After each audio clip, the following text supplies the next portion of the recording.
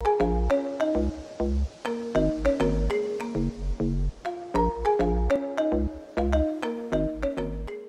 j'espère que vous allez bien. Je vous retrouve dans une nouvelle vidéo recette et on va tenter de réaliser ensemble ma glace préférée de chez McDo, le McFlurry d'un caramel.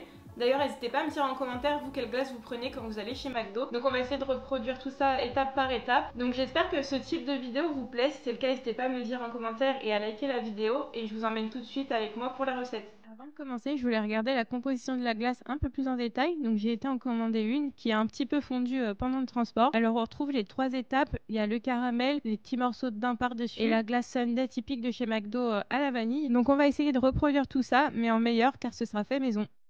On va commencer par réaliser la glace qui a besoin de prendre au froid. Pour cela, vous aurez besoin de 800 g de crème liquide entière, 100 g de sucre glace, 280 g de mascarpone et de la vanille. Commencez par fouetter le mascarpone avec le sucre et la vanille afin de l'assouplir dans une cuve bien froide.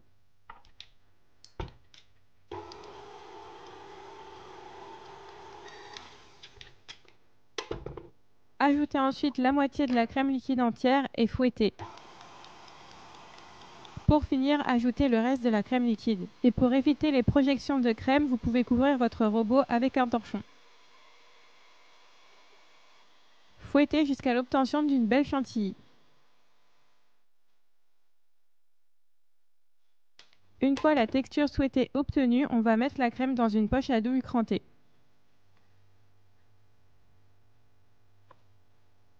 Si vous êtes seul, pour éviter d'en mettre partout, vous pouvez bloquer votre poche à douille dans une carafe d'eau.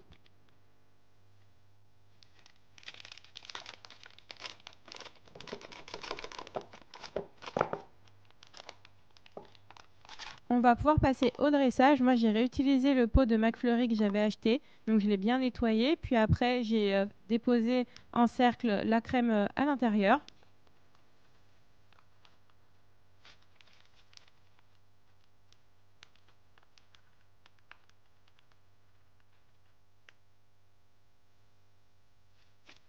Vous pouvez tapoter légèrement pour éviter les bulles d'air. Et pour le reste de crème, j'ai dressé dans des verres comme ceci.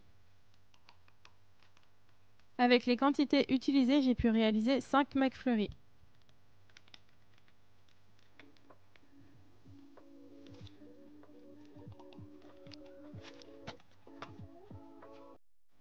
Une fois dressé, vous pouvez placer le tout pour 1 heure au congélateur.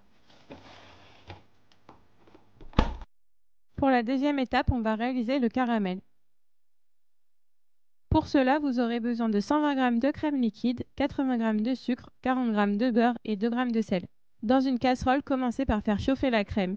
En même temps, versez le sucre dans une autre casserole pour réaliser un caramel à sec.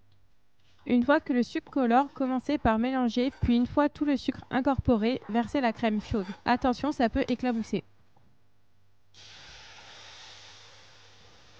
Mélangez bien jusqu'à l'incorporation complète de la crème. Hors du feu, ajoutez le sel et le beurre.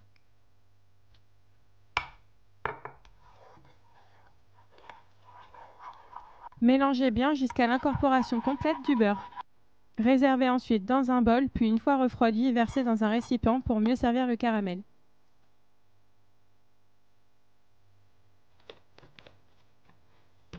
La dernière étape est la plus simple, il s'agit du topping. Pour cela, retirez de leur emballage la moitié d'un paquet de daim que vous aurez mis au frais préalablement.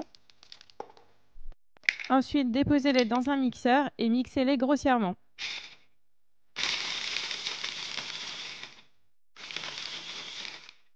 On obtient alors des morceaux comme au McDo. Réservez-les ensuite dans un bol au frais. On va pouvoir passer au dressage et à la dégustation. Pour cela, sortez vos glaces du congélateur. Si vous les avez congelées toute la nuit, je vous recommande d'attendre quelques minutes avant de déguster. Commencez par verser du caramel au-dessus en fonction de vos goûts, puis déposez des morceaux de daim et c'est prêt. Répétez les étapes sur les autres si vous voulez tous les déguster en même temps, sinon vous pouvez les garder au congélateur. J'ai dressé une glace dans l'emballage du McFlurry pour faire illusion et visuellement on croirait vraiment un vrai McFlurry. Niveau goût, la crème est bien onctueuse et généreuse, on sent bien le goût de vanille et le caramel, on sent qu'il est fait maison, ça fait la différence. Avec les dents en topping, ça fait vraiment illusion, on dirait un McFlurry, mais comme je vous le disais, la crème est plus généreuse donc je vous recommande de manger un petit peu moins que tout le pot parce que ça peut faire beaucoup et être vite écœurant. Je trouve que c'est une recette assez rapide à faire et c'est vraiment parfait avec ces grandes chaleurs. On peut même la réaliser avec des enfants, je pense. N'hésitez pas à me dire en commentaire si vous voulez que je réalise d'autres recettes de ce type. Donc voilà, vous avez vu, c'est assez simple à réaliser. J'espère que la vidéo vous a plu. Si c'est le cas, n'hésitez pas à la liker et à vous abonner à la chaîne. Et on se retrouve la semaine prochaine pour mon dernier weekly vlog de cet été. Et à la rentrée, je vous expliquerai un petit peu tout ça, il y aura un petit peu de changement. Je ne sais pas encore si je continuerai le rythme d'une vidéo par semaine, mais je vous tiendrai au courant sur Instagram, donc n'hésitez pas à aller me suivre aussi là-bas. Et donc je vous dis à mercredi prochain à 18 h. Salut!